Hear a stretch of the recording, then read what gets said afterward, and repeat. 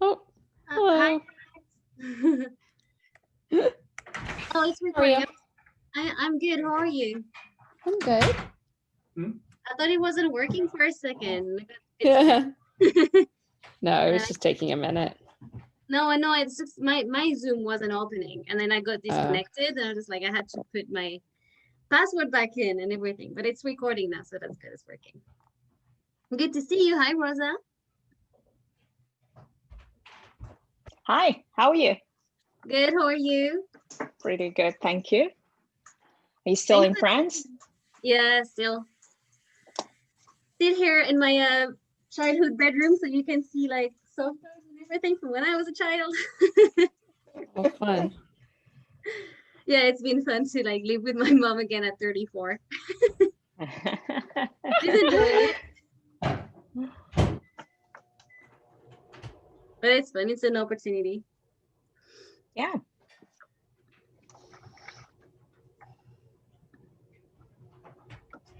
All right, I'm just gonna wait a few more minutes just to give some time to some people to join. It's such a great. It's one of my favorite topic. It's usually one of like the most questions. And I don't know if you saw last week's last month's video, and it was lots of question about praise and freedom and limits. So it's like, come next month. So I'm sure. Yeah, the praise part was actually quite interesting to me. So yeah, looking forward to this one. Well, it actually goes with like so last month we talked about the independence and how important it was and what does it mean independence means in children depending on their age and how we support them at home and at school. And it now goes with like this independence and what do we mean by this and how do we support this goes along with the freedom and limits. It goes together because if you understand what the development of independence is, what is the role of the adult, not to be an obstacle to allow this development of independence, then you can understand better what are the limits to let the child grow independently and with freedom. So that's why it goes together. It's kind of like the same topic in the end. That's why those questions kept on popping up last time, because it's very related. Right. So I don't really want to talk too much because I think there'll be more questions than than me talking.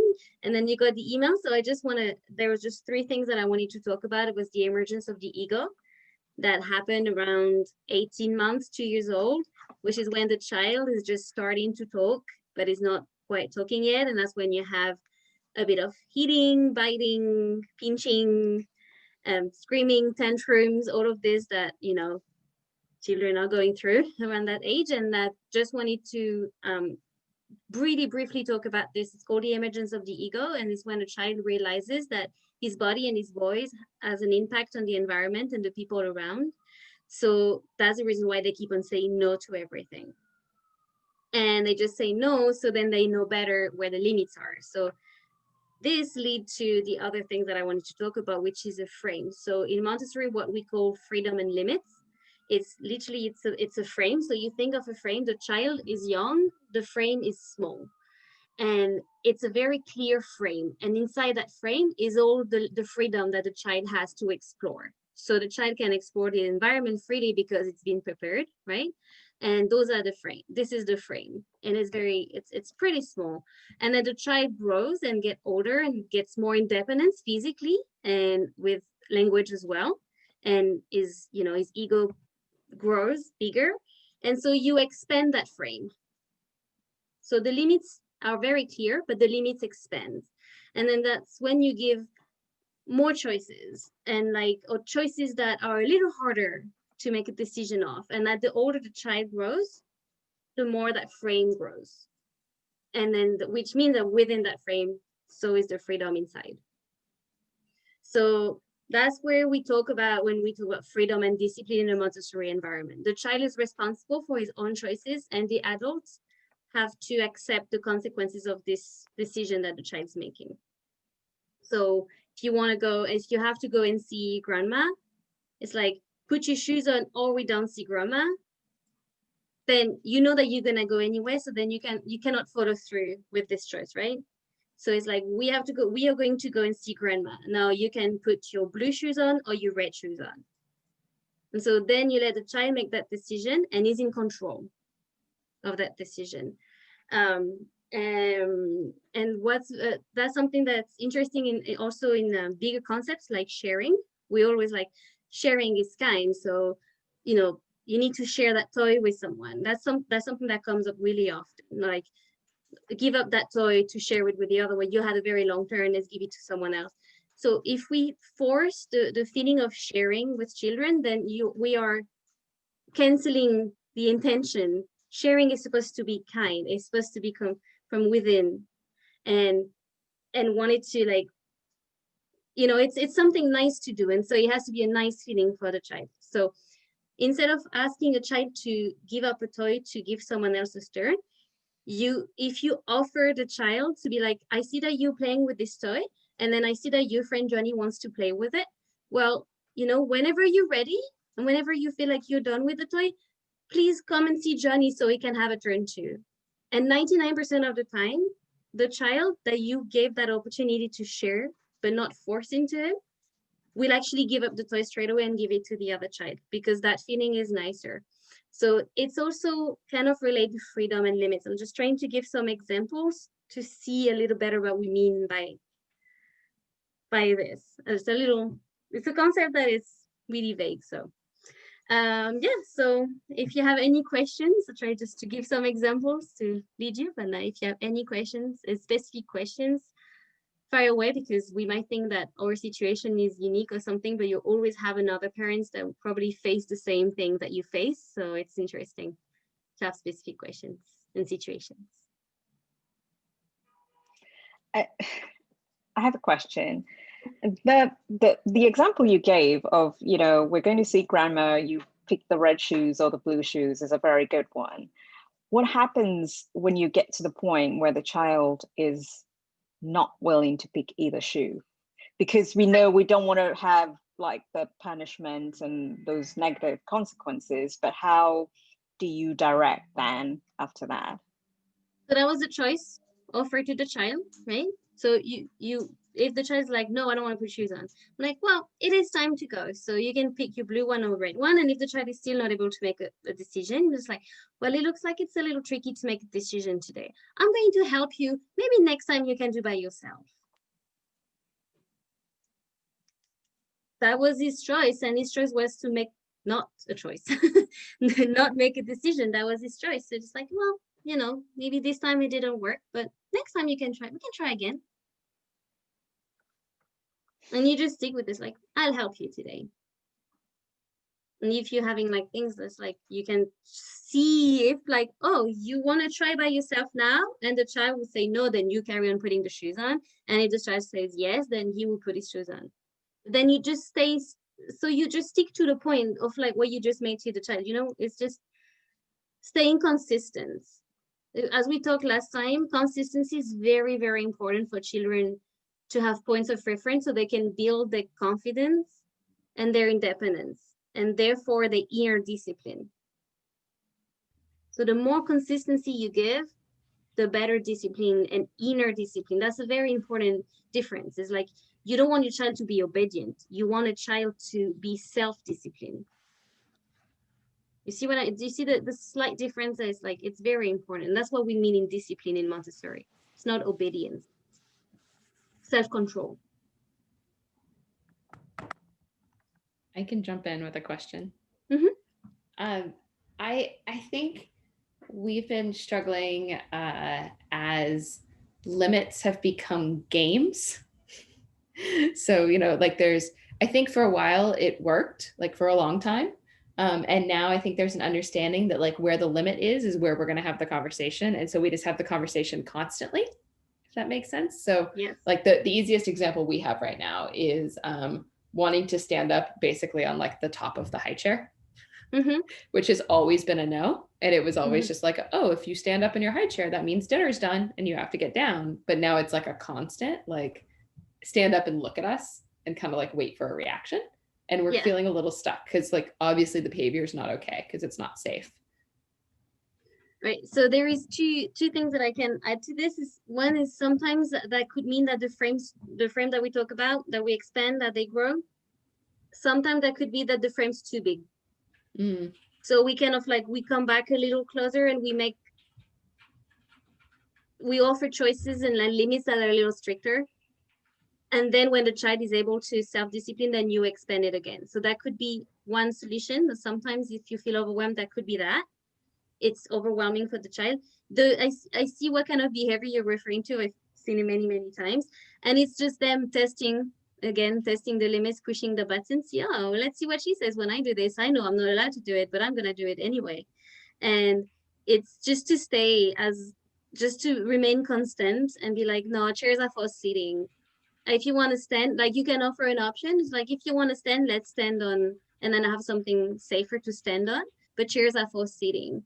And then like, I could give you some help, and then like you get her down, and not reacting, I think is helping, like being without reactions, like emotions as a parent. So then if you react negatively or over positively, then children will repeat those behaviors because they will be seeking those reactions from you. So the least reaction, the least emotions you have when they are testing those boundaries, they'll get bored of this. They would get bored of like, okay, I keep on pushing that button, but that button is not changing. It's not doing anything. So I'm going to try something else.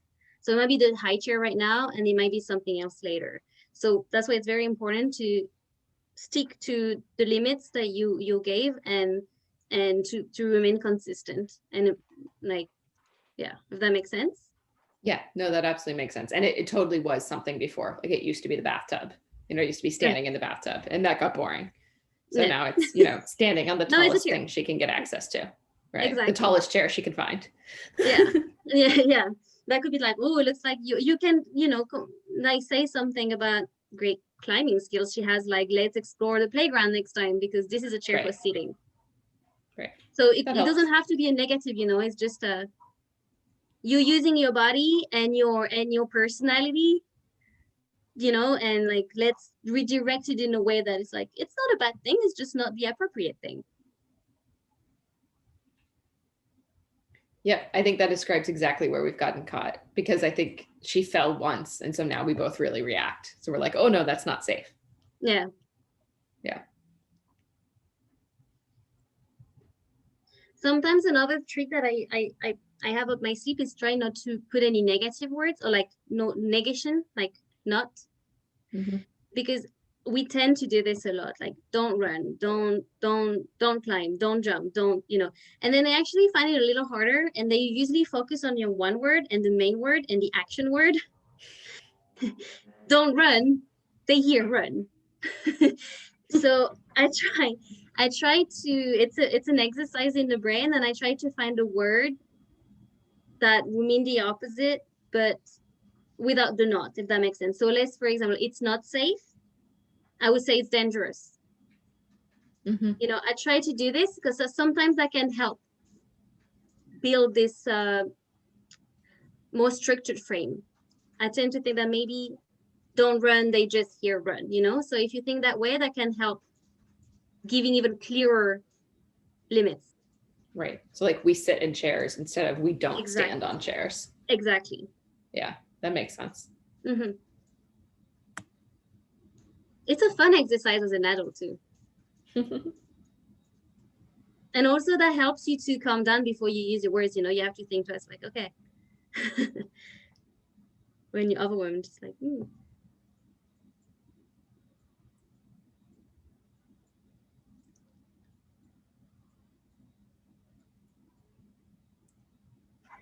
Though there is another thing that we talked about. There's more questions. I thought someone, no. There was another thing that came up last week that was about praise and punishment. And then you said that was interesting, Rosa. So that's something maybe we can talk about, because it is interesting. Like a child does something that they didn't do before. And as parents, or as adults, we are super happy and super proud. And it's like, well done, good job, you did it. I mean, how exciting that is, right? And we can't help it because you just see them growing, and then they struggle so hard. Like the first time a baby roll over by itself, it's just like, you know, first steps, all of those moments are huge. And then all the things, the children's development in the first 6 years is so impressive. And it's, you know, witnessing this every day. It's like you feel like every day they say 10, 15 more words, and it's like, when did you start talking full sentences? And so all the things are overwhelming for adults, and especially for parents. So we tend to be over proud and like praise. So it's not that praise is not a good thing. It's like, it's how to praise that we always talk about. In Montessori, we don't praise. No, that's not true. There is praise, but it's just not praise of the child. It's praise of the action of the child. So then he knows what is being praised for. So it's funny because I had a consultation earlier with some parents, and they were telling me that that the nanny always clapped their hands, and now that child is at home and he would just like put his jacket on a hook, which he's been doing for months, and now he would do it and he would clap himself afterwards. And he's watching his parents and he's expecting someone to clap. And he's like, oh, he put his cup on the table and he claps. And so that's exactly what we talk about when we talk about the praise is not necessarily a good thing, because then that's what the child will be doing things for. And he will be doing the most normal thing and he will be expecting a praise. So anything, any independent movement or action that a child will be doing will be expecting a reaction. And, you know, a clap and good job is always a better feeling. So he will be doing things for that. So that's why when a child does something for the first time that you are very proud or very happy, you praise that action. Like, oh, I see that you hang up your jacket by yourself. Or if it's something bigger and then you feel proud, instead of like, I feel proud of you, you could say, you must feel proud of yourself. So then you, once again, with that slight change of word will make a huge difference. If like, it's not from the outside inside the child, is from inside the child out to the world. And so it's not, and that we come back to the self-discipline. That's why those two things are a little related.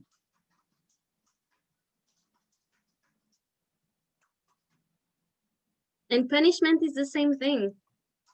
Timeout, like, and so we can be very upset, and sometimes that's what we do. Like we feel like we have no other options, but they don't really understand. And even sometimes if they're too young, having a conversation is not also, they're not there yet. So it's easier to just have a strict frame of positive rules and just like get like consistent with those. Because yes, timeout, punishment, it's just like, that doesn't teach them that it's wrong. It's just like, it's like forcing a child to say sorry. Like, you force a child to say sorry, what's telling the child that he can do what he wants, and then if he says sorry after, it's fine. So you see the difference is like, so the child is not understanding that what is done is hurtful. He understands that I can be hurtful, but if I say sorry, then it's fine. You see the difference? So you want the child to understand within himself that biting or hitting or kicking hurts someone else. And that is wrong. And it's not by forcing a child, it's more by like, I can see that you're very frustrating and that seems like hard for you right now. Kicking really hurts. So we're going to help Johnny feel better. And like, you get the child to be involved in being there for the other child, and you see so you teach empathy that way as well. And so the discipline and the seriousness reverse, and it would be a lesson that it's more inside the child rather than the outside is trying to teach. Does that make sense? Yeah. I mean, it does make sense. It's a question of how easy it is to implement all the time when, you know, because as you said, it takes a lot of patience to not your immediate reaction not to be that of punishment. So I guess it's self-control for the parent as well. It is. It very much is. I have a couple of tricks up my sleeve that sometimes I use, because even as a teacher, like I have days when you have 12 children and suddenly they all decide to climb on tables. Is not easy. So you have some moments when you're very frustrated. Some children some days have bad days, like we do. Like sometimes you wake up and you're not in a good day, you're feeling blue, you're feeling upset, you don't know. And well, so children have those days too. And so what thing that I've been doing sometimes, that if I feel frustrated, if something, like especially when a child hurt another and is like physically, like you can tell there is like anger or like frustration and it's going to come out that way. And if I'm frustrated, what I do sometimes is like, you can help your child and you can hold your child's hands and breathe with your child before you start talking and reacting. So before you say anything or before you physically react, you can all this energy, you're holding your child and like, breathe with me. Just like take a deep breath with me right now. And then we can just calm down a little before we can talk about this. So then that would help you relax before you react. And sometimes that helps with the self-control, like if you are overwhelmed and frustrating with your own child, that could be that little 10 seconds before you react or overreact, so you can calm down before you talk. For younger children, when you have a biter, for example, we have some children that bite only their parents. It's very, very common. They don't bite other children. Sometimes they just decide to bite their parents. And I had a mother that was very frustrated with this. And she was like, I keep on telling we don't bite, don't bite. And then she was like, I always move him away. And like, I feel guilty by having to removing his body. And I told her, did you try to remove your body? Like, instead of you manhandling your child and moving him away, why don't you remove your body and you tell him, I feel unsafe, I'm going to remove and I come back in a minute. Maybe you need a moment. And she was like, no, I never did it. And then I talked to her and she said that she changed that. And then it really changed her reaction. Like, she felt better and she felt better reacting to her child. And then the actually biting really stopped because there were less physical interaction between them. And that helped her not reacting physically to her child. And that helped her calm down before reacting and talking to her child. And then the biting almost stopped. We tend just by nature to go in power struggle. It's natural. We just, and you feel the tension and so those are little tricks that can help. If you overwhelm, you remove or you breathe with your child.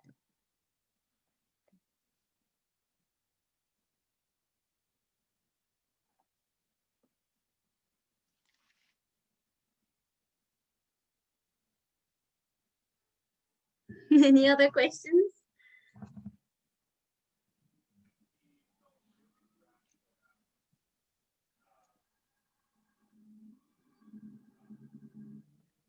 I feel like I have so many and I can't think of anything beyond how do I get my kid to sit in her high chair right now? But now I have ideas. So that's my battle. I'll report back. Well, as this is being recorded and parents are going to watch it, if you have any question, even as specific as, standing in a high chair, please feel free to email me and I can I can make a video on YouTube afterwards answering questions, so they could also be completely anonymous.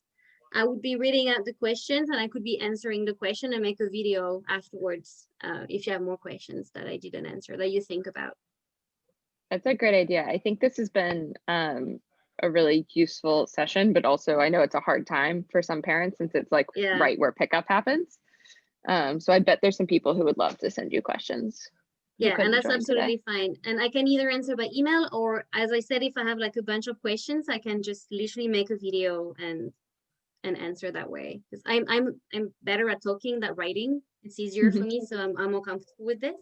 And also, when I'm back, because I will be back, it won't have to be that early in the day for you. It's just because it's getting really late for me. We wanted to do it 8 p.m. your time, but that was 2 a.m. in the morning for me. So that was a little tricky. So it's that time right now because I'm here, but I should be back soon. And that should be a better time for you afterwards. It probably makes sense as well, maybe before you do one of these sessions, to like ask for questions, like solicit questions from the community. That way it might also just help like facilitate a conversation like during your actual presentation. Yeah, so I did write in the email, if you have any questions, feel free to send them, and then Yeah. but it's Personally, I okay. didn't So see that's why I'm using, it. yeah, that's why I'm using this recording to send a message out there. Like, send your Yeah, questions to me prior to this, so then I can yeah, answer. So even if it's only like today, only a few parents, then like I can have more questions to answer, and yeah. that will be a good opportunity. So next month it's going, so you're having free. It's a trailer. So no, next month is going to be on in December. We're going to talk about the move up process. Okay. So move up process. So it's interesting also for the primary classrooms, although you're not going to move up from primary to elementary in Pache, but what's interesting is to what's happening in the move up process is not only about the child moving from one program to another, it's about a child being in the classroom that is already normalized, and then suddenly you're receiving new children and the dynamic changes, right? And how do you adapt, and how do we work with children, and how can you help your child dealing with those changes? Because once again, we come back to this consistency that is very important for the child, and having new children coming into a classroom is a change of consistency. It's a change of dynamic, right? The attention is not divided the same way. And so it's also interesting for primary level children. Yeah. And even more so for like when they lose their classmates who are moving out, that Yes, is as well. like so key. All right, cool. Thank you so much for your time. Appreciate You're it. very welcome. Yeah, All right. thank Hope you. to See see you you. soon. See you. Bye, Rosa. All right. Bye. Bye. Bye, Alex.